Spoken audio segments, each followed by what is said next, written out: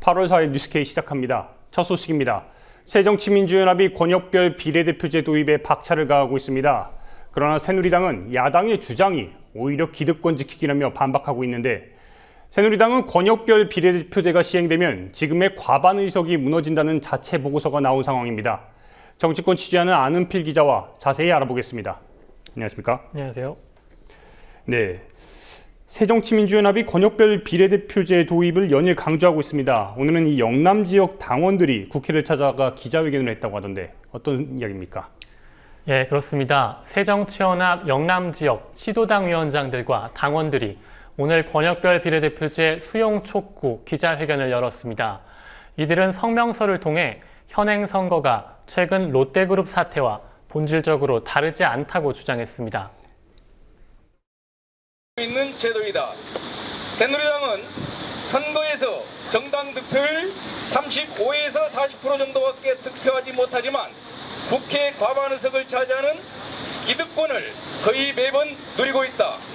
이것은 마치 최근 롯데그룹 고개 다툼에서 보듯이 불과 1%에도 못 미치는 지분으로 그룹 전체를 좌지우지하는 재벌 총수 일가의 황제 경험과 본질적으로 크게 다르지 않다.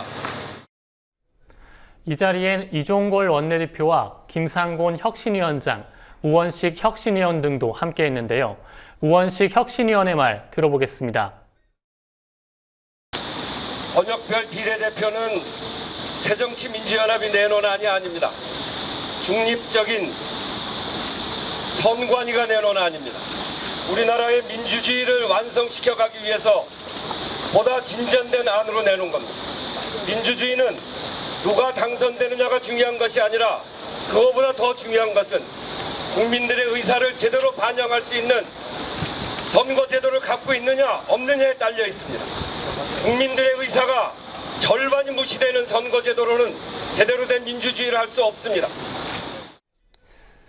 그런데 오히려 새누리당 같은 경우에는 이 야당이 주장하는 이 권역별 비례대표제가 기득권 지키기라며 반박을 하고 있다고 그러던데, 만약에 이 권역별 비례대표제가 시행이 되면 누가 유리해지는 겁니까? 예, 새누리당은 권역별 비례대표제 도입이 결국 국회의원 정수 확대로 이어질 것이기 때문에 야당의 주장을 기득권 지키기라고 공격하고 있습니다. 하지만 새정치연합이 사실상 의원 정수 확대 주장에서 한 발 물러선 상황이기에 새누리당의 주장은 너무 앞서간 것 아니냐는 비판이 나옵니다. 물론 어제도 말씀드렸다시피 새누리당은 권역별 비례대표제가 시행되면 단독 과반 의석이 무너진다는 자체 보고서가 나온 상황입니다. 새누리당 입장에선 당연히 불리한 제도라고 할 수 있는 건데요. 하지만 새정치연합 역시 유리해진다고 보긴 힘들다는 평가가 나옵니다. 오늘 기자회견에 참석한 이종골 새정치연합 원내대표는 권역별 비례대표제 도입은 유불리의 문제가 아니라며 오히려 새누리당보다 우리가 더 불리할 수도 있다고 말했습니다. 영남 지역 당원들도 성명서에서 새정치연합이 권역별 비례대표제 도입을 주장하는 것 자체가 기득권을 내려놓겠다는 주장임을 간과해선 안 된다고 강조했습니다. 간과해서는 안 된다. 새누리당과 마찬가지로 새정치연합도 권역별 비례대표제를 시행할 경우 전체 의석이 줄어든다는 것이 시뮬레이션 결과에서 확인되고 있고, 이 과정에서 거대 양당의 담합 구조가 획파되고 제3당의 원내 진출 확대, 즉 다당제로 이어질 가능성이 높다고 예견되고 있다. 따라서 새누리당은 손해를 감수하면서 권역별 비례대표제의 도입을 추진하는 새정치민주연합에게 기득권을 포기하라는 억지 주장을 더 이상 부리지 말고 자신들의 기득권 지키기를 당장 중단해야 할 것이다. 한편 일각에서 새누리당이 주장하는 오픈 프라이머리와 새정치연합이 주장하는 권역별 비례대표제를 놓고 이른바 빅딜이 이뤄질 수도 있다는 주장이 제기되기도 했는데요. 하지만 여야 모두 이에 부정적인 입장을 밝혀 실현 가능성은 낮아 보입니다. 네, 이번에 다른 소식 한번 알아보겠습니다. 김대중 전 대통령의 부인이죠. 이유 여사가 내일부터 이 북한을 방문할 거라고 그러던데, 얼어붙은 이 남북 관계의 돌파구가 될 것이란 기대감이 나오고 있습니다. 그런데 이 정부는 좀 소극적인 태도를 보이고 있다죠? 예, 그렇습니다. 정부는 오늘 이희호 여사의 방북을 공식 승인했다고 밝혔습니다. 이 여사의 이번 방북이 광복 70주년을 앞두고 얼어붙은 남북관계를 풀 절호의 기회다라는 이런 평가가 나오는데요. 하지만 정부는 개인 자격으로 이뤄지는 일정이라며 선을 그었습니다.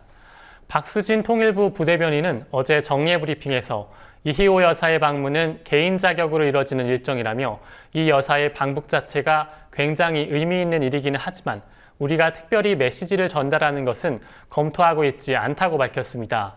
정부 차원의 남북회담이 성과를 내지 못하고 있는 상황임에도 이 여사의 방북을 개인 자격으로 규정해 관여하지 않겠다는 뜻을 밝힌 겁니다. 이에 야당은 박근혜 대통령이 이 여사를 통해 북한에 메시지를 전달해야 한다고 강조했습니다. 그리고 자부심입니다. 이 정부는 언제까지 북한 탓만 하고 있을 겁니까?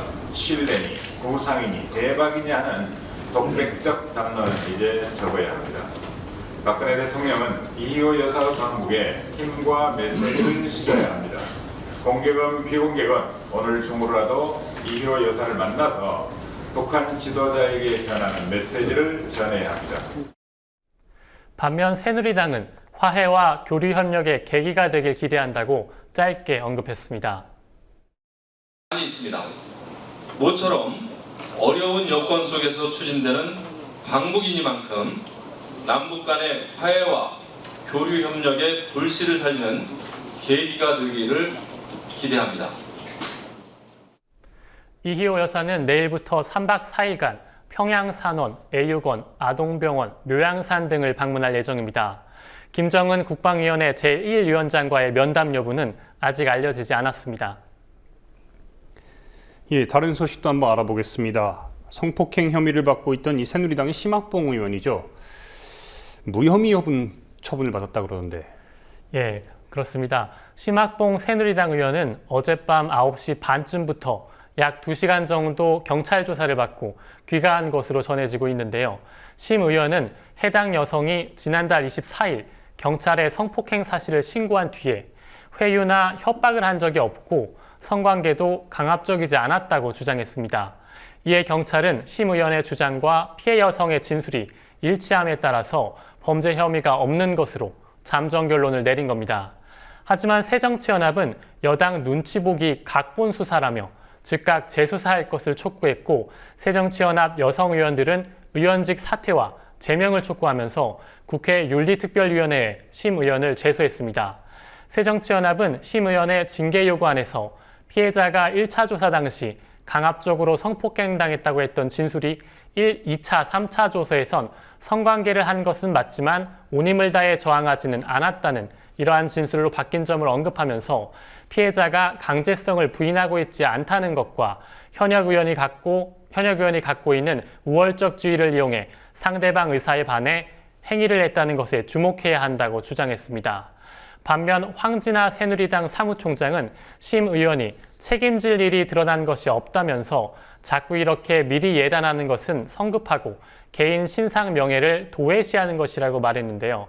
하지만 심 의원이 국회 상임위 일정을 뒤로하고 평일 대낮에 호텔에서 성관계를 가졌다는 사실은 변함이 없기 때문에 황 사무총장의 발언에 대한 비판이 제기됩니다.